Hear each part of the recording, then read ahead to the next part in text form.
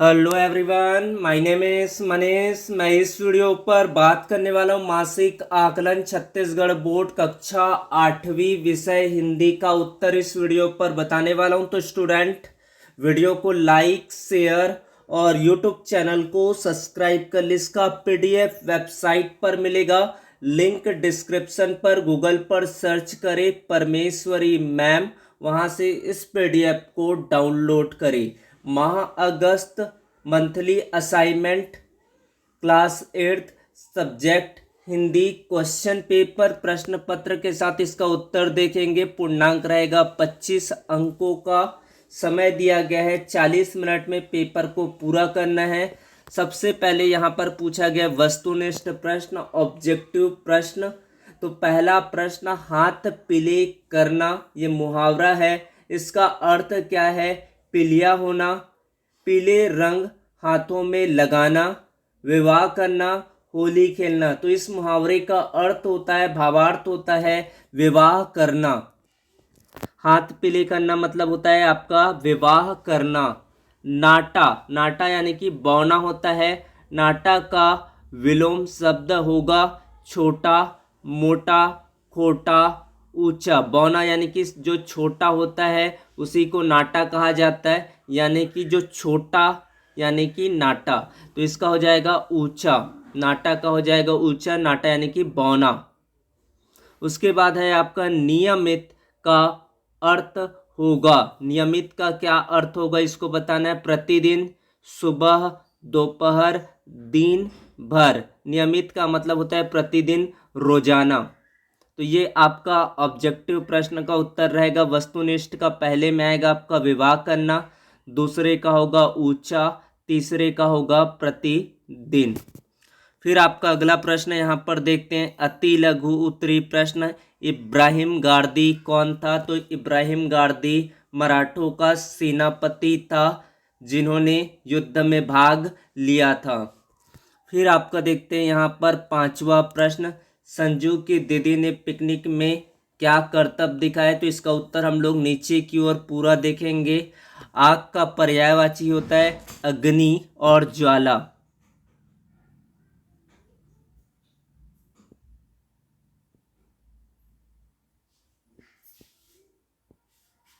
समुद्र का होता है सागर। और भी आपको नीचे की ओर बताने वाले हैं। फिर आपका देखते हैं यहाँ पर लघु उत्तरीय प्रश्न। लेखक ज्ञान चतुर्वेदी सबसे पहले किससे प्रभावित हुआ? इसके बारे में आपको उत्तर करना है।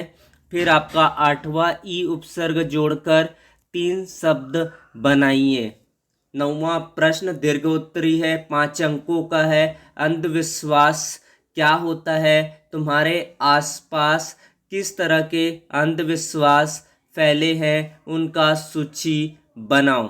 फिर आपको प्रोजेक्ट कार्य दिया गया है खंड ब पर, अपने किसी एक दिन की घटनाओं को डायरी के रूप में लिखिए। ये प्रश्न आपको पूछा गया है।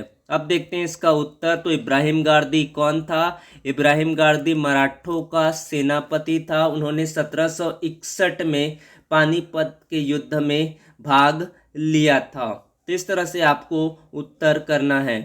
पॉज कर सकते हैं और इसका स्क्रीनशॉट आपको ले लेना है। पीडीएफ डाउनलोड करना है तो वेबसाइट पर जाइए, वहाँ से पीडीएफ डाउनलोड करें। गूगल पर सर्च करें परमेश्वरी मैम। फिर आपका देखते हैं अगला प्रश्न, संजू की दीदी ने पिकनिक में क्या क्या करतब दिखाए? क्या क्या करतब दिखाए इसके बारे में आपको उत्तर करना है। तो संजू की दीदी ने अपने करतब से जिसने जो फल चाहा उसे उसकी फल की खुशबू, फल की सुगंध सूंघा दी। जो मिठाई मांगी वही चखा दी। इस तरह से संजू की दीदी ने करतब दिखाए। पर्यायवाची शब्द जिसके एक से ज़्यादा अर्थ होते हैं वो पर्यायवाची शब्द कहलाता है। आग, आग का और क्या अर्थ होता है? अग्नि होता है, दाहक होता है, ज्वाला होता है। तो कोई भी आप दो इसमें से लिख सकते हैं, अग्नि और ज्वाला और दाहक। इस तरह से आपको उत्तर करना है। और भी होता है जाला, लावण्य भी इसका पर्यायवाची होता है। 2 पर्यायवाची आपको लिखना है। फिर आपका है समुद्र। समुद्र को कहा जाता है आपका उदही, जलधि, क्षीर सागर, लवणोदधि, मरु भी कहा जाता है। इसमें से भी आप जो सामान्य होगा उसको आप लिख सकते हैं, जो आपको सागर, और कहा जाता है रत्नाकर। इस तरह से जो आपको पर्यायवाची सरल लगे उसे आप अपने पेपर पर लिखेंगे। इस तरह से आपका उत्तर रहेगा। फिर आपका अगला प्रश्न देखते हैं। लेखक ज्ञान चतुर्वेदी जो मैं नहीं बन सका सबसे पहले किससे प्रभावित हुए, इनके बारे में आपको उत्तर करना है। देखते हैं इसका उत्तर हम लोग कैसे लिखेंगे, क्या लिखना है।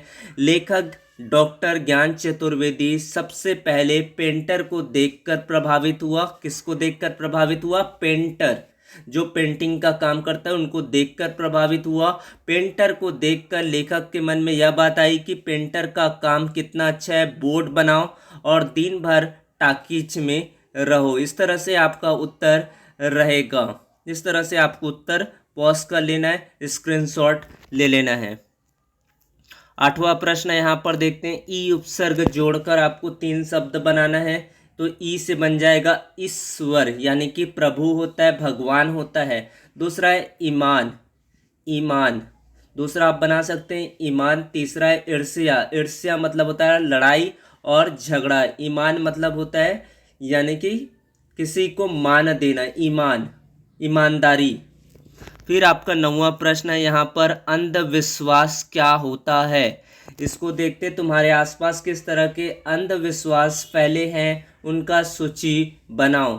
अंधविश्वास वह विश्वास होता है जो तर्क और प्रमाण के आधार पर नहीं होता है, या एक ऐसी धारणा होता है जो बिना किसी ठोस के आधार पर लोगों के बीच फैल जाती है और कई तरह से बाधा को उत्पन्न कर सकता है। तो इस तरह से आपको अंधविश्वास की पहले परिभाषा लिखना है। फिर मेरे आसपास निम्न प्रकार के अंधविश्वास फैले हुए हैं। राह चलते काले कुत्ते को देखना अशुभ माना जाता है। राह यानी कि रास्ते चलते काले कुत्ते अगर दिख जाए तो उसको अशुभ के रूप में देखा जाता है।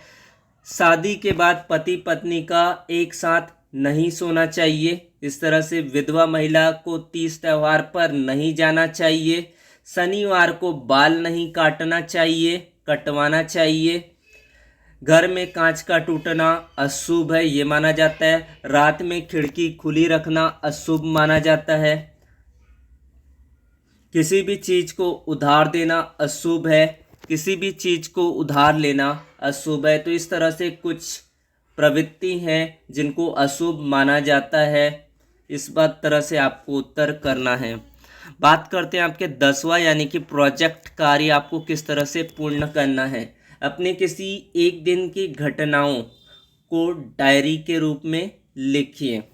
तो कोई भी आप दिनांक लिख सकते हैं, अपने आधार पर लिखना है। आज का दिन बहुत अच्छा था।